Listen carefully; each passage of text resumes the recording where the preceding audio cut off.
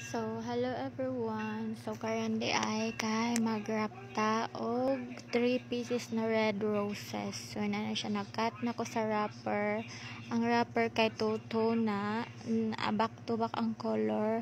Ang front pwede front red, maroon and black.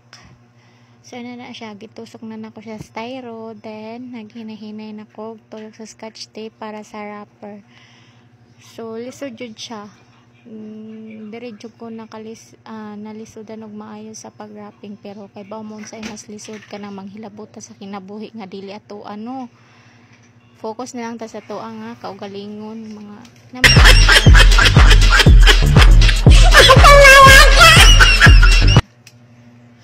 So na nagatuyok na sad ko gagmay nga pang-wrapping sa front kay kinahanglan matabunan ang ato ang barbecue stick. So nakabuhat na ko. So siya, hapit na siya mahuman, gamay lang ang kuwang, scotch tape na lang na siya sa tubangan, tuyok-tuyok lang, and then nako ribbon ana.